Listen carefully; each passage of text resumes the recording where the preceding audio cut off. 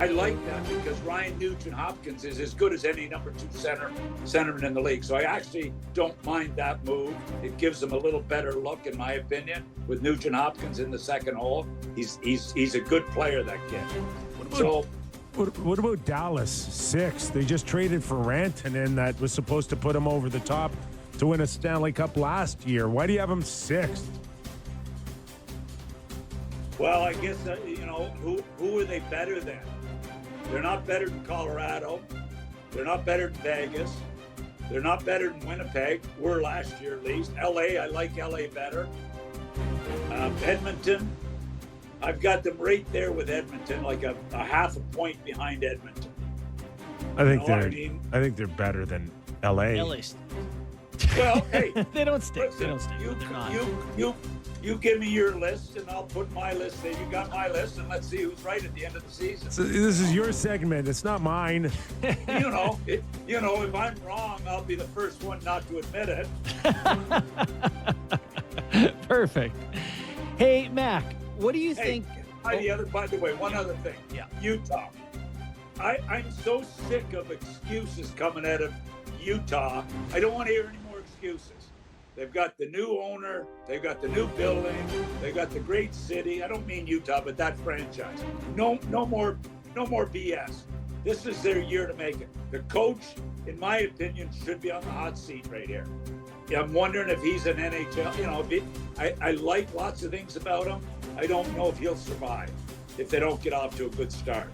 But no more excuses, It is funny how you go from Seattle. So. It is funny how you go from everyone being like, yeah, they're not even trying to win, no pressure. All of a sudden, it's like, okay, now it's time. Let's see what Utah really is. I wanted to get your thoughts on these young kids signing long contracts. Jackson Lacombe, Luke Hughes, 7 years, 8 years at 21, 22 years old. Well, 22 and 24, actually. What are your thoughts on those deals? Well, it used to be let's get the bridge deal done and then you get another crack at it. But why, I guess you want, I know the Matthews thing and how they've played it out with Matthews, and now he gets another crack at it. I understand all that. But the difference for me is the money they're paying them. How do you not take it when they give you $9 million a year and $8 million a year when you've barely played in the league?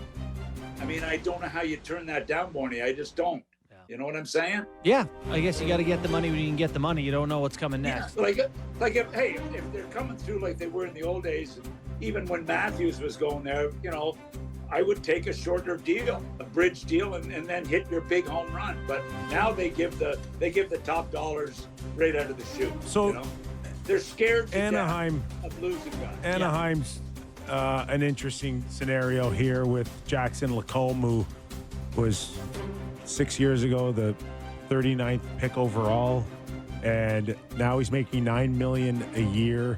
If by chance Pat Verbeek's wrong here, is this like a fork in the road for some general managers? Can Pat Verbeek still do well as a general manager if he's completely wrong on this guy? First of all, I don't think he's going to be wrong on him. Okay. I think he's going to be a really, really good, important player for that team. He might be wrong this year on him, but I think in the long run he's not going to be wrong on him. That's my opinion. Hedging's good now. It's a good gamble to hedge on what you think is your quality nuclei kind of guy. I think when you figure out who your core guys are and you get them locked up.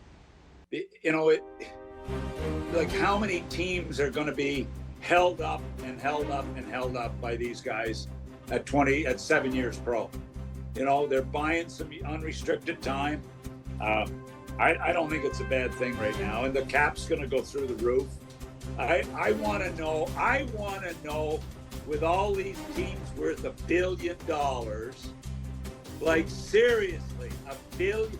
Winnipeg, I love the franchise. I hear they're up against it big time right now. I hear that. You mean? Well, financial. I mean, when did Gary go out there and talk to the corporate world in Winnipeg and say, you guys Ticket got to get wise. behind this team. Mm-hmm. Was that last year or Yeah, the it year was last before? year. Yeah, pretty sure. And I think it's still there. And $1.3 billion, like I don't look when the salary cap came in, 17 teams were losing money. Amongst the 17 teams, the league was losing $275 million at that point before the cap, and they ran Bob Goodenow out.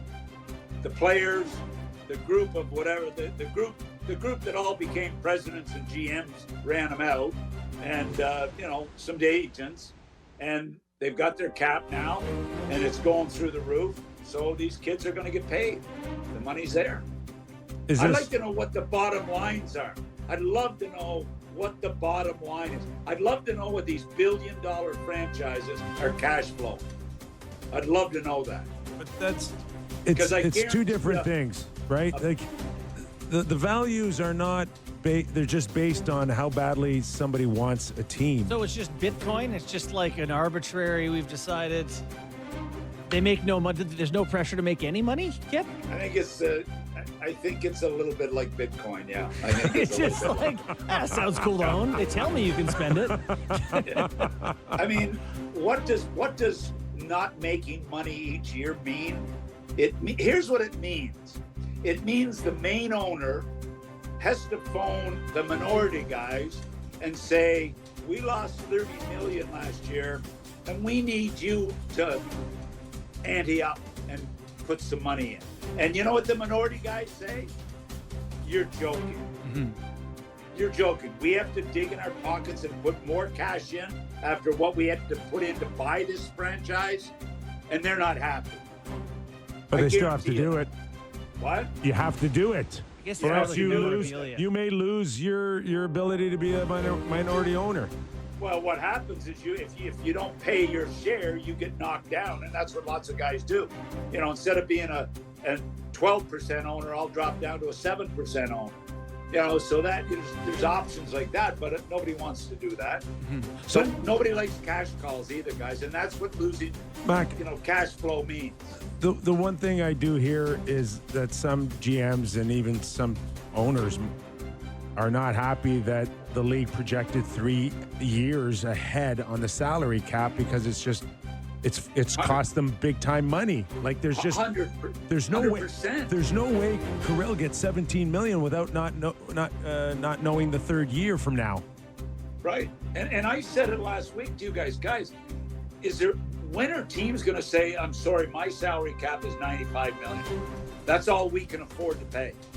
Like, what's Nashville thinking right now? What are Ottawa thinking right now? What are Winnipeg thinking? What are these teams thinking that have to battle, to put people in their building? Columbus. I mean, how do they go to $104 million salary cap? Your fans get ticked off if you don't go to the cap.